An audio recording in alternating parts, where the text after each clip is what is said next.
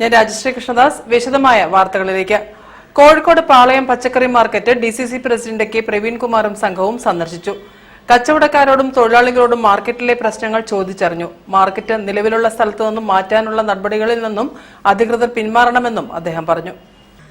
കച്ചവടക്കാരും തൊഴിലാളികളും അനുബന്ധ തൊഴിലാളികളും ഉൾപ്പെട്ട 1000-ഓളം കുടുംബങ്ങളാണ് പാളയം പച്ചക്കറി മാർക്കറ്റിനെ ആശ്രയിച്ച് ജീവിക്കുന്നത്. വർഷങ്ങളായി പരമ്പരാഗതമായി കച്ചവടം ചെയ്യുന്ന കച്ചവടക്കാരും ജോലി ചെയ്യുന്ന തൊഴിലാളികളും കുടിയിറക്കൽ ഭീഷണിയിലാണ്. ഇവരെ കുടിയിറക്കി സ്വകാര്യ സ്ഥാപനത്തിന് സ്ഥലം തീറെഴുതാനുള്ള ശ്രമത്തിലാണ് നഗരസഭ എന്നും ഇത് എന്ത് വില കൊടുത്തും കോൺഗ്രസ് ചെറുക്കുമെന്നും ഡിസിസി പ്രസിഡന്റ് പറഞ്ഞു. പാളയം പച്ചക്കറി മാർക്കറ്റ് സന്ദർശിച്ച് തൊഴിലാളികളുമായും കച്ചവടക്കാരുമായും അദ്ദേഹം സംസാരിച്ചു. ചെറുത്തുനിൽപ്പിനായി അവർ നടത്തുന്ന പോരാട്ടത്തിന് അദ്ദേഹം പിന്തുണ പ്രഖ്യാപിച്ചു. ആവശ്യമെങ്കിൽ സമരം കോൺഗ്രസ് ഏറ്റെടുക്കും. പാളയം പച്ചക്കറി മാർക്കറ്റ് കോഴിക്കോടിൻ്റെ ഒരു പൈതൃകത്തിൻ്റെ ഭാഗമാണ്. അതിലൊക്കെ ഉപരി 5000-ഓളം കുടുംബങ്ങളുടെ ജീവിതമാർഗം ഈ മണ്ണിലാണ്. ഇതാണ് ഒരു സുപ്രഭാതത്തിൽ മാറ്റാൻ വേണ്ടി കോഴിക്കോട് നഗരസഭ പറയുന്നത്. അതിന് പിന്നിൽ ഒരുപാട് ഉദ്ദേശങ്ങളുണ്ട്. ഇവരോട് മാറാൻ പറയുന്ന സ്ഥലം ഒരു BOT അടിസ്ഥാനത്തിൽ നിർമ്മിച്ചൊരു കെട്ടിടത്തിലേക്കാണ്.